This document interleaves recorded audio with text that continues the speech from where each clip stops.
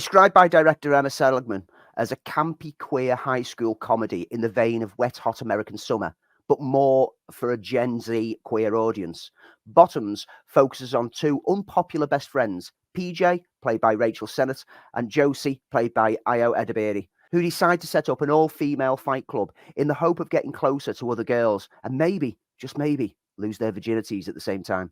However, the little club gets a little bit too popular for the pair, and it draws much more attention to them than they actually expected. And whilst around them, things at their high school get a little crazy. First things first, yes, the director is targeting a Gen Z audience, but rest assured, Gen X, like myself, found himself laughing profusely throughout the whole film as it shines a satirical light upon the teen sex comedies that I grew up with in a sharp, witty, and perfectly mirrored manner, only with a touch more sensitivity than those earlier films managed. We've seen the basic idea before, throughout the decades, usually with a bunch of male nerds wanting to get laid while sticking one to the jocks of the school in films such as Porky's, Revenge of the Nerds, American Pie Saga, and Superbad. It's a tried and tested formula that felt like the mileage might have worn off in recent years. However, here we have a fresh take that feels similar in approach to more recent films such as Booksmart, whilst joyfully poking fun at the conventions of the genre it's actually contributing to. Whilst it also adds in some satirical views on victimization and some heartfelt observations on the feeling of being an outsider during adolescence. Everything is helped immensely by how wonderfully cast the whole thing is, with a wide array of faces you might recognize from other projects, even if you don't recognize their names, and the marvelous double act of Sennett, who you'll recall from Bodies, Bodies, Bodies in recent years, and Edebiri from The Bear and the more recent Theatre Camp, who have an instantly awkward charm that you can't help but connect with from the start.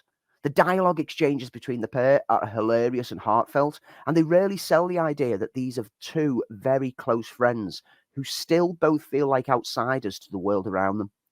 By the time the film gets to the somewhat crazy revelations of a large mystery that's been going on at the school, leading into a wild, over-the-top final act where the girls all get to put their Fight Club training into practice in a brutal and extremely hilariously funny, over-the-top action sequence, it feels that the film has totally earned the absolute ridiculousness of it all. Bottoms is certainly the funniest film I've sat down with this year, and I relish the chance to revisit again over time. A great entry into the high school comedy genre, which freshens the cliches for a modern audience.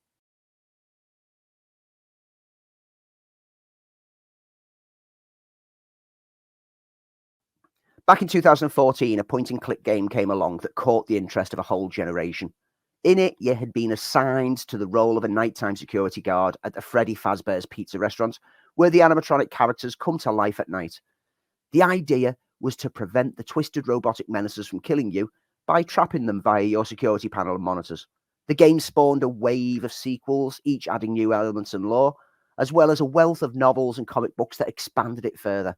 In 2015, the film adaptation was announced, and now, 8 years later, it's arrived, just in time to really ride that wave of popularity that the game had half a decade ago. To those who know the lore of the games, that was retroactively added from the third entry onwards, this film draws from that chilling backstory, which I won't reveal here to avoid spoiling it for newcomers who've never played the game.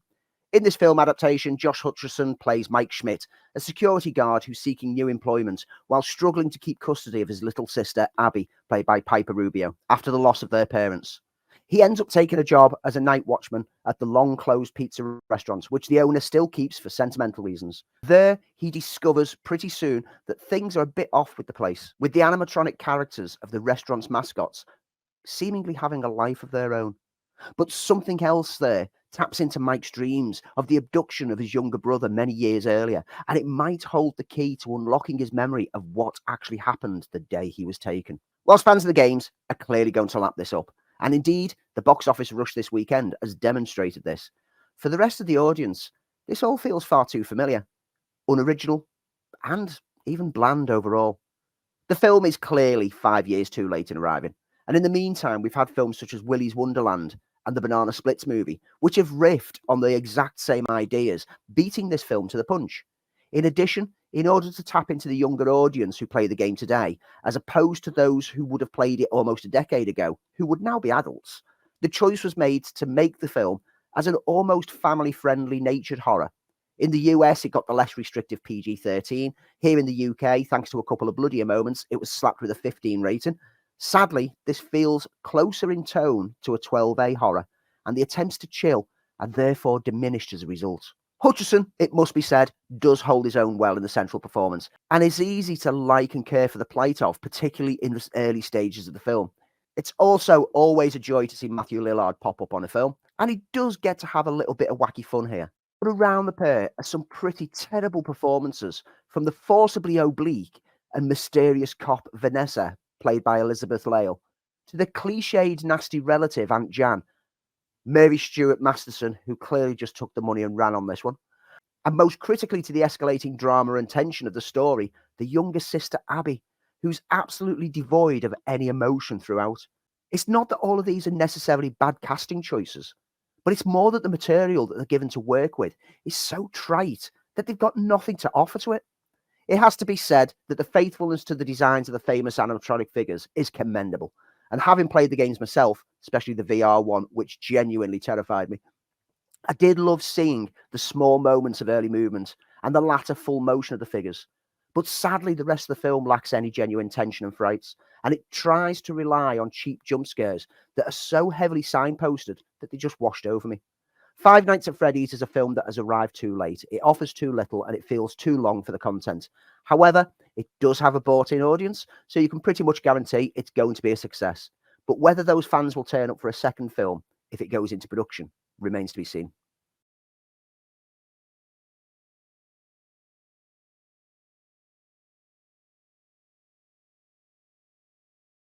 A remake of a 2015 Spanish film, Retribution sees Liam Neeson as Matt Turner, a financier at Nanite Capital, who's driving his two kids to school when he receives a phone call saying that there's a bomb in his car that will go off if anyone tries to leave it. He must follow the instructions the mysterious caller gives him if he hopes to survive. So begins a tense 90 minutes of peril and thrill as events escalate and Matt finds himself being the prime suspect in other bombings that have taken place the same day. Sorry, did I say tense? I meant dull, plodding, and tedious. Let's put aside the fact that this film got slapped with the words A Sky Original in the UK for one moment. Let's also put aside that Liam Neeson has become a generic caricature in films of recent years. Let's also throw to one side the overfamiliarity of the concept that feels utterly unoriginal and was, even back in its original form in 2015, quite a cliched, generic film. What we're left with after discarding them? Not a lot. And it seems that's the problem here, because it all feels very generic, very safe, and very bland as a result. I do have to give some credit to director Nimrod Antal, who does really try to infuse some of the moments with some slick action. But unfortunately, he's let down by a screenplay that simply lacks any reason to care for what's happening. And the film has a final act reveal that it thinks is so clever, but was clearly signposted in the first act and then blatantly confirmed through a ridiculous moment in the second act. Neeson is phoning it in, and the kids stuck in the car with him, Emily and Zach, played by Lily Aspel and Jack Champion, are more annoying than heartfelt, making the fact that the majority of the film is just focusing on this trio in the car feel like a chore. This might be passable after a few drinks to laugh and mock with friends as a bad movie. Definitely one to pull out a movie cliches card game and score some points on. But aside from that, this is pretty standard fare from a nothing script.